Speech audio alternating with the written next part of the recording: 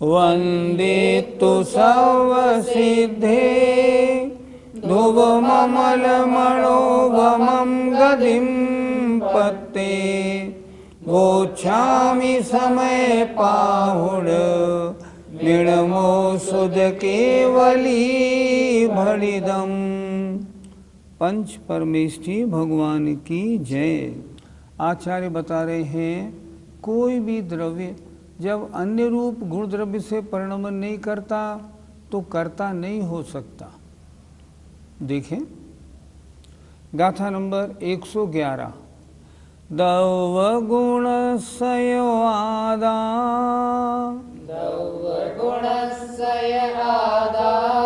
णकुलदिपुगलमयमिकं mummy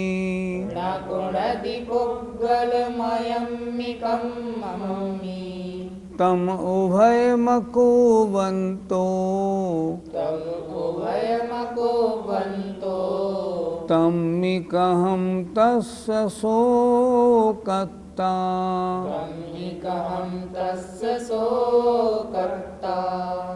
दवगुणस्यवादा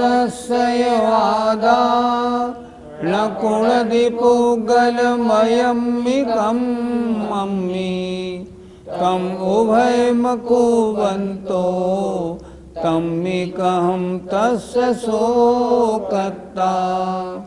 दवगुणस्यवादा नकुलदिपुगलमयमिकं mummy तम उभयमकुवन्तो तम्मिकहं तस्य शोकर्ता। शब्दार्थ समझते हैं। आइए। दव्य गुणस्य अपने द्रव्य और गुण को, आदा आत्मा, णकुणदि नहीं करता है, पुग्गलमयम्मि पुद्गल में, कम्मम्मि कर्म में। क्या अर्थ हुआ? अपने द्रव्य और गुण को आत्मा पुद्गलमय कर्म में नहीं करता है, उस रूप नहीं बदलता। तम उभयम अकुबंतो उन दोनों को न करता हुआ। छंद विच्छेद देखिए। तम उभयम अकुबंतो उन दोनों को नहीं करता हुआ। तम्मी माने उसमें, कह माने कैसे, तस् माने उसका, सो माने वह करता हो सकता है। जब द्रव्य और गुण से आत्मा उस रूप नहीं हो रहा तब उन दोनों को नहीं करता हुआ उसमें कैसे आत्मा उसका कर्ता हो सकता है? नहीं हो सकता। कर्ता होना है तो द्रव्य और गुण से परिणमन होना ही चाहिए, ये नियम है। और द्रव्य गुण से परिणमन नहीं करेगा तो फिर उसका वह कर्ता नहीं होगा। निश्चय की कहानी है ये। अर्थ, आत्मा पुद्गलमय कर्म में अपने द्रव्य और गुण का संक्रमण माने एक्सचेंज नहीं करता। उसमें द्रव्य गुण दोनों का संक्रमण न करता हुआ वे आत्मा उस पुद्गल कर्म का कर्ता फिर किस प्रकार हो सकता है? नहीं हो सकता। गाथा 111 का पद्यानुवाद देखें।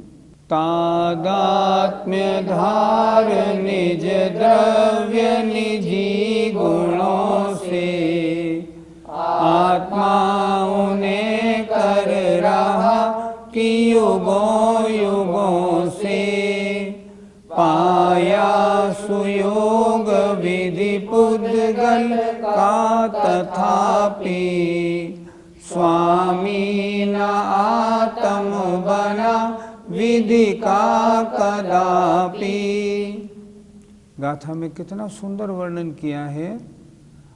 तादात्म्य धार करके, मतलब अपने परिणमन के साथ तादात्म्यपना धारण करके, निज द्रव्य माने वो स्वयं आत्मा अपने निजी गुणों से आत्मा उन्हें हमेशा हमेशा से कर रहा है। आत्मा क्या कर रहा है? हमेशा से अपने द्रव्य के द्वारा, अपने गुणों के द्वारा अपना परिणमन कर रहा है। पाया सुयोग विधि पुद्गल का तथापि उसने यद्यपि यहाँ संयोग विधि माने कर्म और पुद्गल का पाया है, तो भी वह आत्मा उन कर्मों का स्वामी कभी नहीं बना। आत्मा ने तो अपने परिणामी किए, उन कर्मों का स्वामी कौन बना? जिनसे वो कर्म बने, अर्थात वे कार्बण वर्गणाएं जिनसे पुद्गल बने, वे उन कार्बण पुद्गलाएं वर्गणाएं उन कर्मों की स्वामी बनी। जो आत्मा है ना, वो उनका स्वामी नहीं, वो उनका उपादान करता नहीं, वो तो मात्र निमित्त करता बना। विधि माने कर्म। अगली गाथा 112 देखिए। जीवम मिहेदु भूदे, जीवम मिहेदु भूदे, बंध सदुपस्सिदूण परिणामम, बन्धस्य दुपस्सिदूण परिणामम्, जीवेण कदम कम्मम, जीवेण कदं ब्रह्मम्, भर्णदियुवयारमेतेन, वर्णदिवयारमेतेन, जीवं मिहेदु भूदे, बन्धस्सदुपस्सिदूण परिणामम्, जीवेण कदं कम्मं, वर्णदियुवयारमेतेन, जीवं मिहेदु भूदे, बन्धस्सदुपस्सिदूण परिणामम्, जीवेण कदं कम्मं, वर्णदियुवयारमेतेन। जीवम में जीव के, हेतुभूते निमित्तभूत होने पर, मतलब जीव के निमित्त पड़ने पर, बंधस्सदु ज्ञानावरणादिक बंध का, परिणामम परिणमन पश्चिदूण देखकर, अर्थात जीव के निमित्त से कार्बन वर्गणाओं में ज्ञानावरणादि कर्म रूप परिणमन हुआ, यह देखकर जीवेण जीव ने कदम किया है, कम्मम कर्म, अर्थात जीव ने कर्मों को किया। भणनदी कहा जाता है, यह है उभयारमेतेन उपचार मात्र से।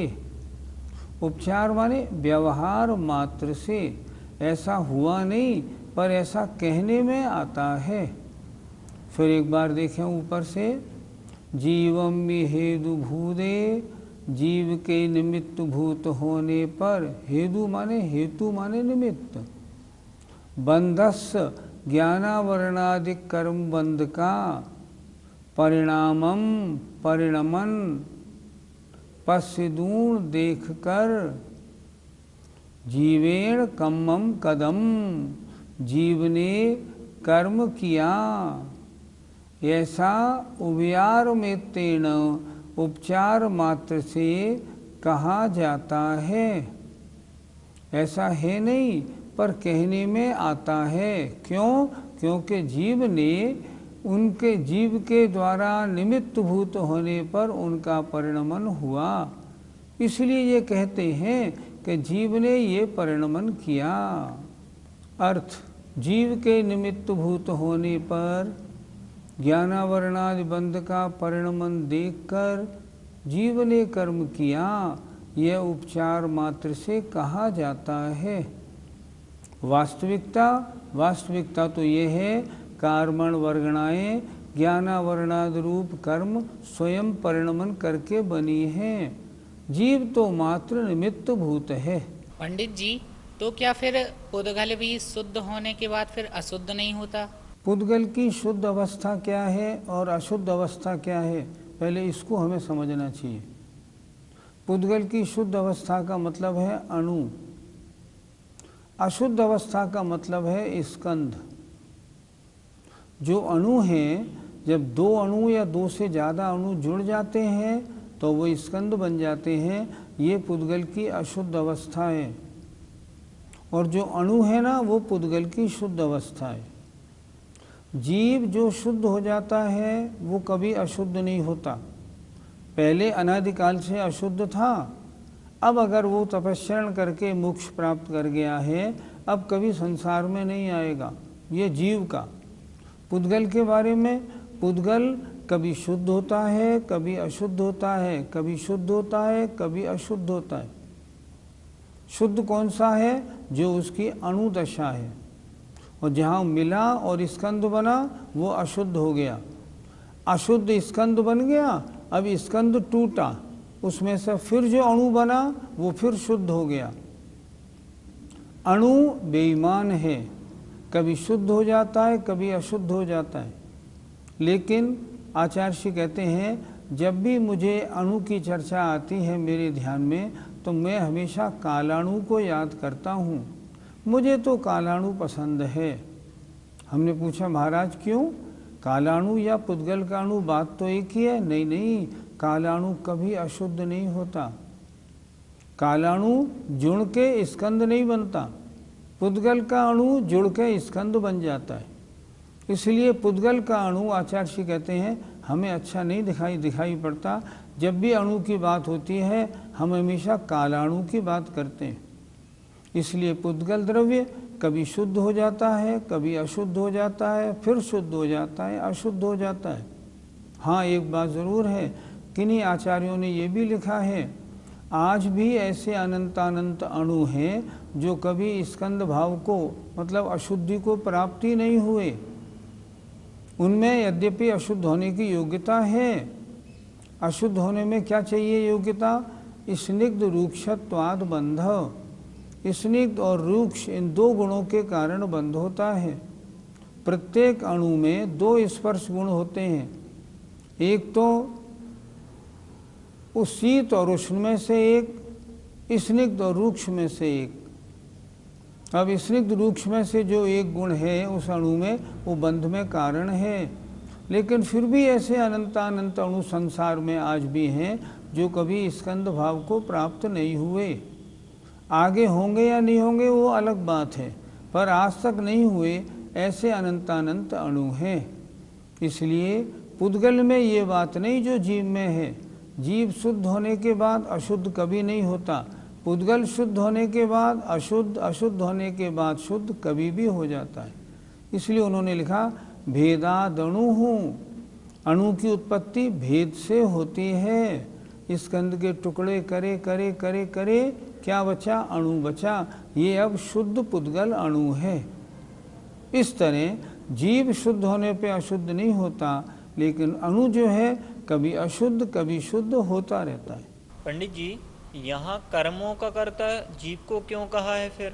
गाथा की नीचे वाली पंक्ति पूरी ढंग से पढ़ो। क्या लिखा उसमें? जीवेण कदम कम्मम भणनदि उभयार मेत्तेण। जीव ने कर्म किए हैं, ये उपचार से कहा जाता है। जीव ने कर्म किए नहीं, पर कहा जाता है। जैसे मान लो एक घड़ा बनाया कुम्हार ने। घड़ा किसने बनाया? कुम्हार ने बनाया, लेकिन उपचार से बनाया। वास्तव में घड़ा किसने बनाया? घड़ा तो मिट्टी ने बनाया। मेरा ये कुर्ता है, ये कुर्ता किसने बनाया? दर्जी ने, लेकिन वास्तव में कुर्ता तो कपड़े से बना हुआ है, दर्जी ने थोड़ी बना दिया। इसलिए आचार्य ने ये शब्द दिया भणनदि उभयार मेत्तेण। जीव के परिणमन करने पर राग द्वेष रूप जो कार्बण वर्गणा कर्म रूप बनी, तो ये उपचार से कह दिया इन कर्मों का करने वाला जीव है। वास्तव में जीव ने अपने राग द्वेष रूप परिणाम किए, और पुद्गल जो कार्बण वर्गणाएं थी वो कर्म रूप परिणमित हुई। एक दूसरे में निमित्त हैं, एक दूसरे के करने वाला नहीं। इसी तरह जीव ने वो कर्मों को किया, ये उपचार है, वास्तविकता नहीं। वास्तविकता से तो क्या है? वास्तविकता से कार्बण वर्गणाओं ने कर्मों को बनाया उपादान रूप से, निमित्त रूप से जीव में होने वाले परिणाम। पंडित जी, फल देने के बाद कर्मों का क्या होता है? जब किसी कर्म का बंध होता है तो एक निश्चित समय के लिए होता है। मान लो एक कोड़ा कोड़ी सागर के लिए कोई कर्म बंधा, तो जब वो बंध को प्राप्त होता है तो उसका एक आबाधा काल भी होता है। एक कोड़ा कोड़ी सागर का जो कर्म बनता है उसका आबाधा काल होता है 100 वर्ष, अर्थात वो कर्म 100 वर्ष तक उदय में नहीं आएगा। और 100 वर्ष के बाद फिर एक कोड़ा कोड़ी सागर काल तक, 100 वर्ष कम एक कोड़ा कोड़ी सागर तक प्रति समय उदय में आएगा ही। उसके जो निषेक बन जाएंगे प्रति समय उदय में आएंगे। अब जो कर्म उदय में आया उसने अपना फल दिया, फल देने के बाद जो वो कर्म रूप था वो हट गया और फिर क्या बन गया? कार्मण वर्गणा बन गई। एक मकान था, बाहर लिखा था यह मकान खाली है, भाई साहब हमें किराए पे दे दो। हाँ ले लो, हम किराए पर रहने लगे। अब बोर्ड हटा दिया, मकान भर गया। अब वो मकान को खाली कर गए, 1 साल बाद फिर बोर्ड लगा दिया मकान खाली है। उसी तरह कार्मण वर्गणा, जीव के परिणामों के निमित्त से कर्म बनी और फल देने के बाद पुनः कार्मण वर्गणा बन गई। अब वे उसी जीव में पुनः बन सकती हैं, अन्य जीव में भी बन सकती हैं, और जैसा उसका परिणाम होगा तदनुसार वे अपना फल देंगी। इस तरह कर्म का बंध होता है। 112 गाथा का पद्यानुवाद। अज्ञानी का विकृत भाव निमित्त होता, तो आप पुद्गल हो विधि रूप होता। जीवात्मने विविध कर्म किए इसी से, माना अवश्य उपचार किया खुशी से। कितना अच्छा भाव दिया है। अज्ञानी जीव का, अर्थात जो जीव अपने शुद्ध आत्मा का संवेदन नहीं कर रहा है, उसका जो विकृत माने विकारी भाव निमित्त होता है, तो पुद्गल अपने आप विधि रूप माने कर्म रूप परिणमन कर जाता है। इसी प्रकार इस जीवात्मा ने विविध माने तरह तरह के कर्मों को इसी प्रकार किया है माना, लेकिन अवश्य ये उसने उपचार किया है, स्वयं ने उस रूप परिणमन नहीं किया। उसके निमित्त होने पर कार्मण वर्गणाओं में अपने आप परिणमन हुआ है। इस तरह समझना चाहिए। जय जिनेन्द्र।